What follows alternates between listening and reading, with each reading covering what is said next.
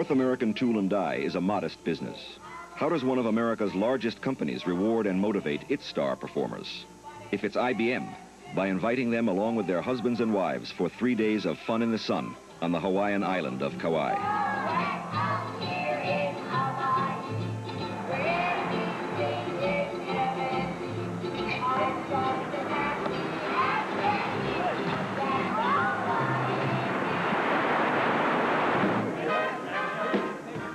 These men and women are the stars of IBM's National Marketing Division. They handle the company's entire product line, and by exceeding their sales goals for the year, they have earned admission into a select club called the Golden Circle. IBM's ability to dominate markets is the product of many strengths. But Big Blue's strongest suits are marketing and service. It is fitting that the company should design its major recognition event of the year for its sales elite. Francis G. Rogers, known to one and all as Buck, is Vice President of Marketing and IBM's most popular internal spokesman.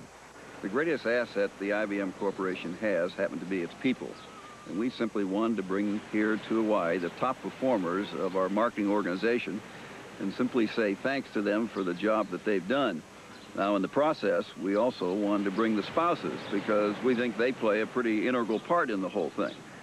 It fits under our overall theme in the IBM Corporation and a belief that we've had ever since we've been in business of respect for the individual.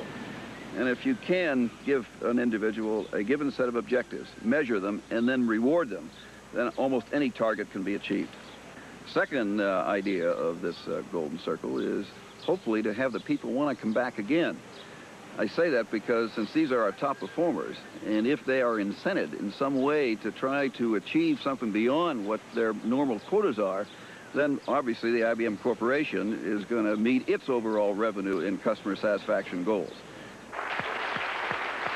Buck Rogers, ladies and gentlemen. Buck Rogers is more than simply the best public speaker in the corporation. To the sales force that moves $40 billion of IBM products a year, he is a role model and a champion, Mr. IBM. Well, thank you very much, and it's I who should be applauding you. First of all, you and I work for the finest corporation in the world. It's an organization that's doing more to improve and enhance the way we work and live than any other corporation I'm aware of. We're also fortunate to be within an industry itself that's only at a point of infancy. I remember when Buck has been delivering these pep talks for 20 years, and the company has made them a tradition, a major corporate channel for communicating IBM values to its employees. In Buck Rogers, IBM has what every company longs to discover within its own ranks, a personality that comes across as a living emblem of corporate values. And there is little room for doubt that Buck is the hero of this division. Observe the audience. These people are rapt. Leadership is the ability of a single individual through his or her actions to motivate others to higher levels of achievement with the freedom and the opportunity to do so. That's really one of the things that I enjoy about the company is that while you're a member of a much larger organization, you also have the power, the authority, and the mandate, in fact, to take your part of the organization and run it as if it's your very own.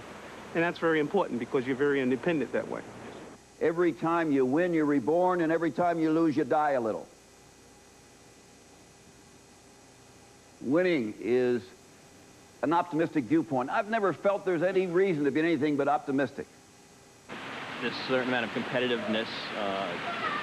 I think the individuals that are drawn to the company may have that already in their personality, and I think it just intensifies that. Fear doesn't have to be a motivating factor in our business. But in reverse, if somebody does something Herculean or heroic, you want to make sure as many people as possible know that. I don't mean you run around, you slap everybody on the back on a glad-handing basis for everything that's done, but you pick and choose your spots. They have a lot of respect for you. They treat you really well. And even if you're down, you know, in sales, you kind of go through these peaks and valleys, and you have your ups and downs type times. And they're with you there. When you're in your valleys, he's seen me come home sometimes at night, and it's just so frustrating. But I know that they're next to me, and my manager's there to help me and stuff like that. And that feels real good. He's there to help me, too. I need him. And IBM is very good at motivating their people, and I see that through Ann.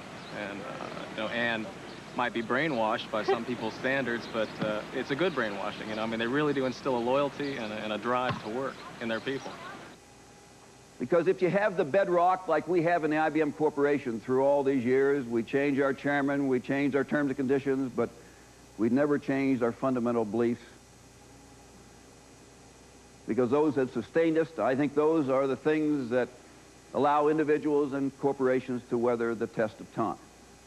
I feel as long as they maintain those principles and respect the individual and keep their high ideals and morals and ethics, that they'll be a great company.